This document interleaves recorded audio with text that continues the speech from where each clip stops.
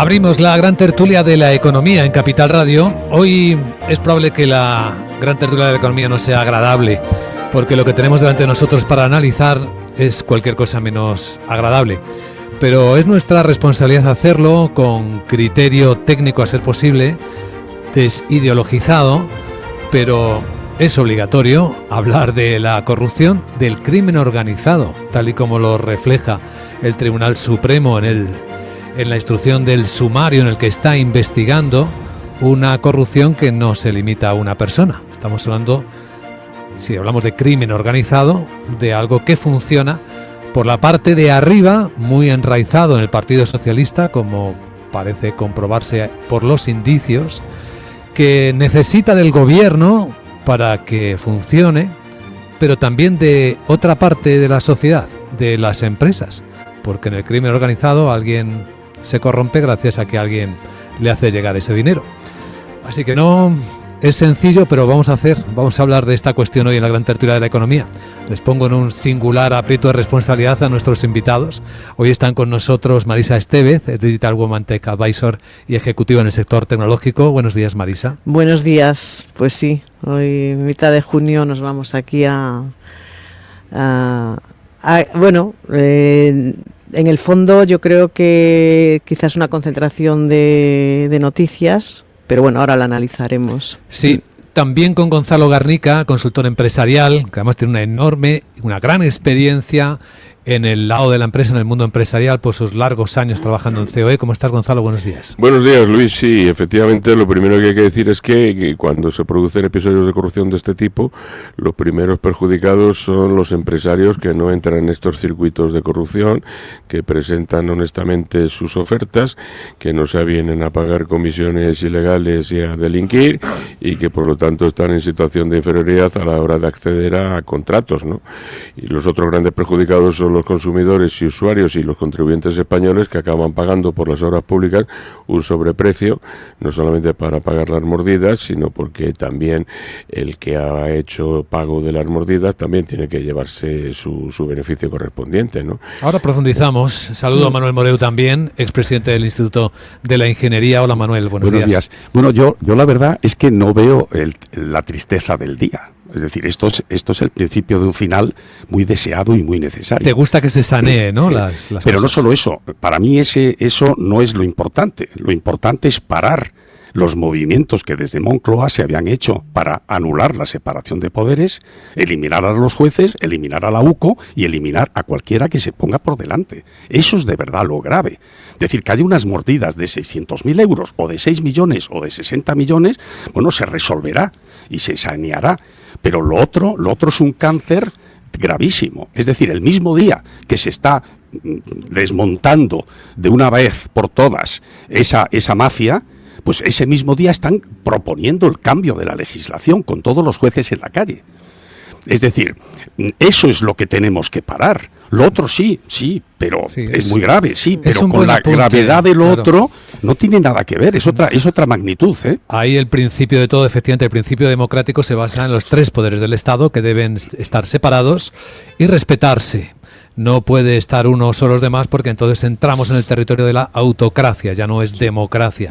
Y no se trata de votar, se trata de que haya independencia entre los tres poderes. Uno es el judicial, otro es el legislativo y otro es el ejecutivo, cuando uno está por encima de los demás, y efectivamente estamos en un deterioro institucional en el que esto se pone en cuestión. Así que hace muy bien, Manolo, por señalar este estamos punto. Siempre piando por la seguridad jurídica necesaria, y eso es lo que este individuo nos ha estado dando todos estos años: inseguridad jurídica, control de todo. Es las clases teóricas que les dio al chileno. Si es que pone en práctica lo mismo que hace 5 años o 4 años. Gonzalo, tú te acordarás, porque eso te seguro que cuando al Chile le echaron para atrás su cambio de la Constitución, y le dijo, no, es que primero tienes que cambiar a los jueces. Pues eso es lo que está este hombre. Y eso nos lleva a preguntarnos cuáles son los soportes para que esto suceda. Y ahora mismo, en términos políticos, están claros cuáles son los únicos soportes que tiene el presidente del gobierno, que son una serie de partidos pequeños. 2 partidos son de derechas. Uno es el Partido Nacionalista Vasco, otro es el partido Junts per Cat. Otros son de izquierdas, Esquerra Republicana de Cataluña, y los propios socios en el gobierno, Sumar y Podemos, son quienes sostienen esta instalación, ¿no? Esta deriva, también por señalar las responsabilidades, entiendo, ¿no? Sí, vamos, yo creo que no se puede esperar que ninguno de los que has mencionado deje caer este gobierno favoreciendo pues una moción de censura y una convocatoria de elecciones generales que, según todas las encuestas, menos las del CIS, las van a ganar los partidos de la derecha, el PP y Vox, ¿no? Yo creo que esto, en lo que son los socios parlamentarios de Sánchez, se resume en que van a subir el precio del apoyo y van a decirle, oye, ya nos haces pasar sofocones con toda esta corrupción, si quieres que te sigamos apoyando, pues tienes que darnos más cosas, ¿no? Referéndum de autodeterminación en Cataluña, lo mismo en País Vasco, absorción de Navarra, selecciones de fútbol catalanas y vascas, no sé, todo lo que se les pueda ocurrir. Eso es lo que sorprende, ¿no? Que inmediatamente lo que hablamos a continuación es el coste que puede tener el mantener un gobierno que incumple lo que es lo básico. O sea, yo creo que de alguna forma hay que repensarse la mayor, ¿no? Bueno, si estamos en ese punto y en esa situación, porque ayer lo decía claramente, que hasta 2027 no vamos a hacer ese análisis, vamos a pasar 2 años, que vamos a ver si estamos más pendientes de otras cosas, pues decía que había muchas noticias en las que distraerse, y a nivel global no te digo más. Sí. Por eso tenemos muchísimas cosas en las que distraernos, porque ese tema nos han puesto ya la fecha de hablar de algo. Ya hablaremos para el 27. Ayer todos los socios parlamentarios de Sánchez vinieron a decir esto va a seguir. Claro. Con matices, pero vamos, van a seguir todos. Primero.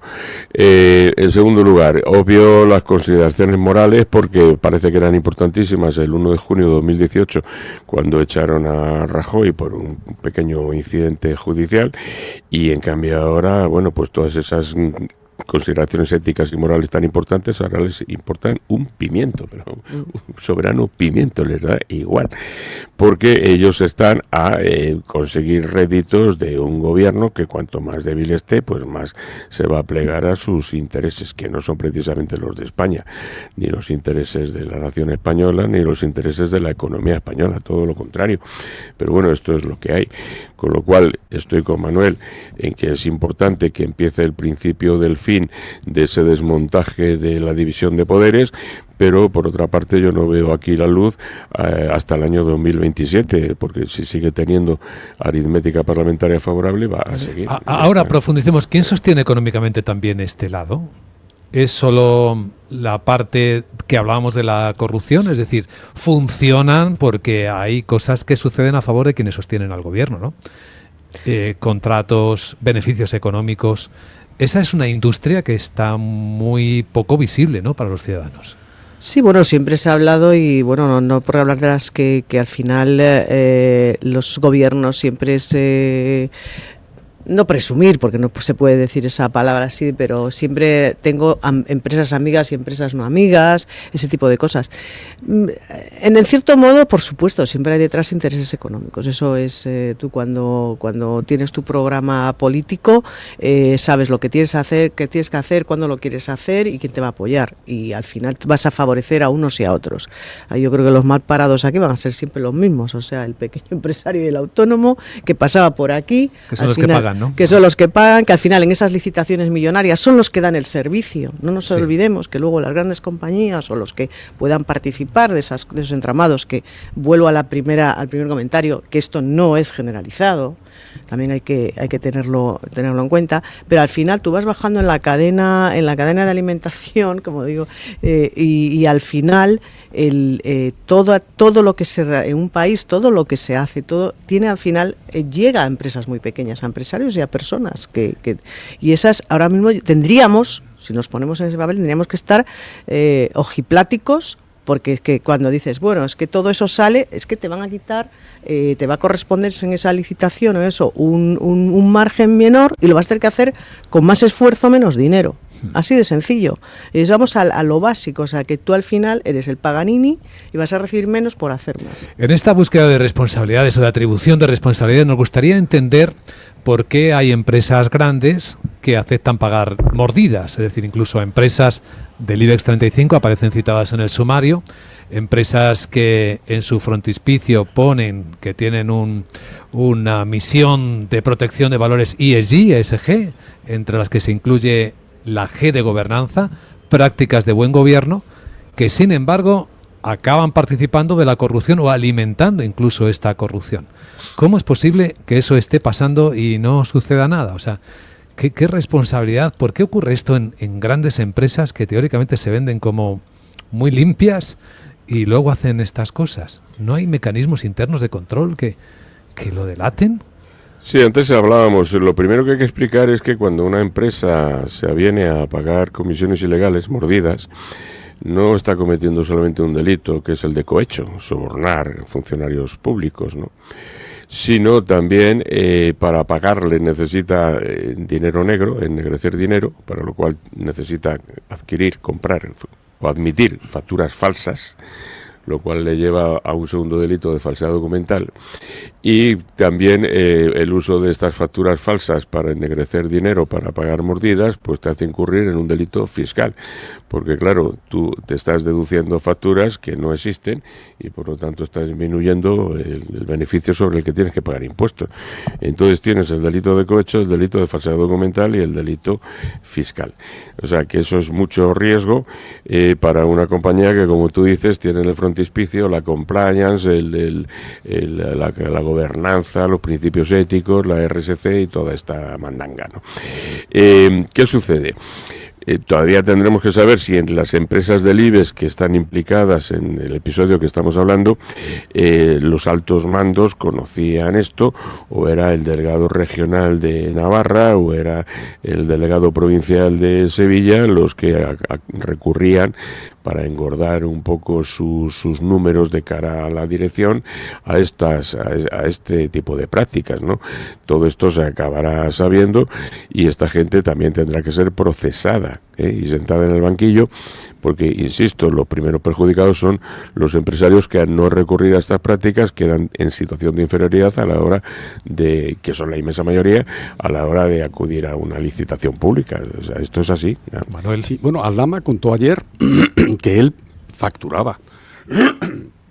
Es decir, las comisiones de Aldama eran legales para Aldama. Otra cosa es que luego Aldama tenía que ennegrecer para pagar a los sicarios.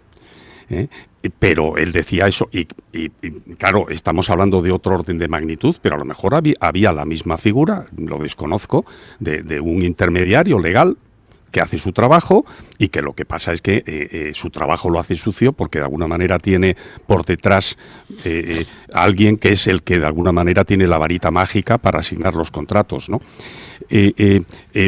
Aldama explicó que él empezó haciendo una relación legal sin dar comisiones y luego poquito a poco le fueron corrompiendo. Bueno, hasta ahora ha dicho la verdad en todo. Sí, yo también me lo creo. Hay mucha gente que se pregunta de quién es la mayor responsabilidad en estos términos, ¿no? ¿Quién es el que empieza a corromper? Si es el empresario que se acerca al político y le dice, oye, si me das esa concesión, tienes algo para ti, o es el político el que dice, si no hay algo para mí, no vas a tener esa concesión. Las empresas suelen explicarlo de puertas adentro, que dicen, si no entramos en este juego es que no trabajamos. Por lo tanto, es un impuesto, como el impuesto revolucionario de los terroristas hace años. Hay un impuesto que determinadas organizaciones criminales, entre comillas, que trabajan en la administración y con el gobierno imponen, y si quieren trabajar, tienen que pasar por el aro. ¿En qué lado de la balanza creéis que está la verdad? Si te refieres a qué es primero el huevo o la gallina. Algo así. Pues ahí está.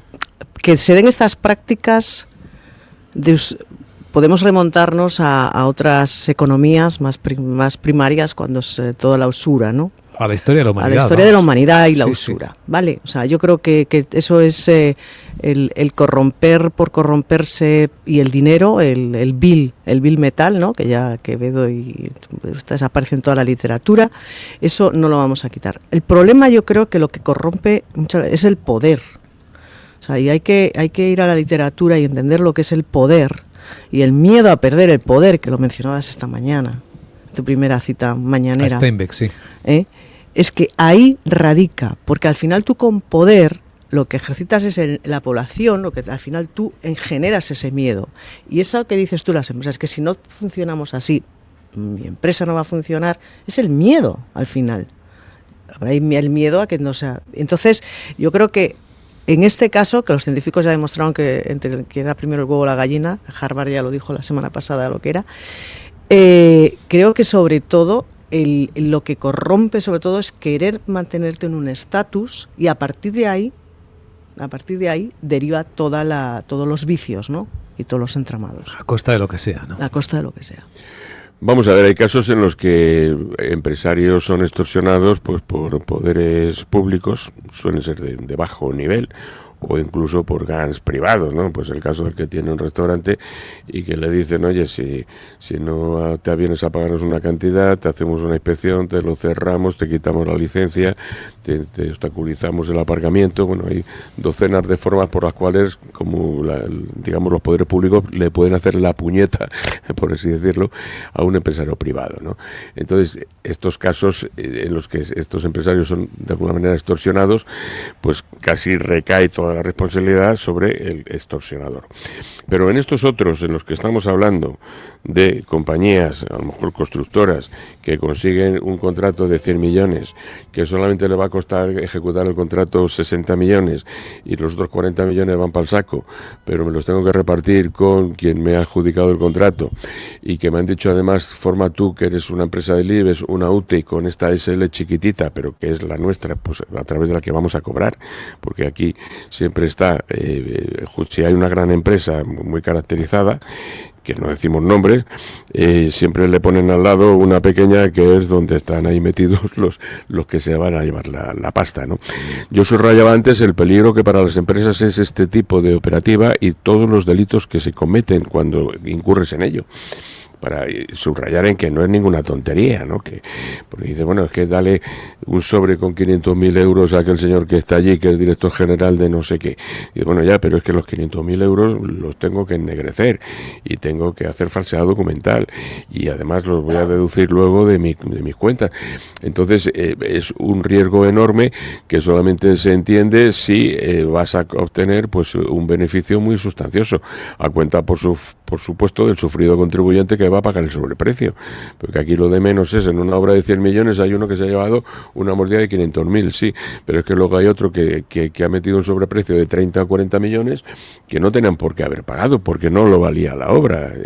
Claro, esa cuenta habría que echársela también al señor Sánchez, porque no era el PSOE el que adjudicaba las obras, era el gobierno de España, y el Ministerio de Obras Públicas. Exacto, ahí hay una distracción, efectivamente, claro, de responsabilidades. Claro. Todo esto no funciona el si no gobierno existe... que él preside el Consejo de Ministros, claro. Bueno, el arranque será de cualquier manera, es decir, habrá de todas las posibilidades del mundo. El problema es que una vez que eso arranca, no para.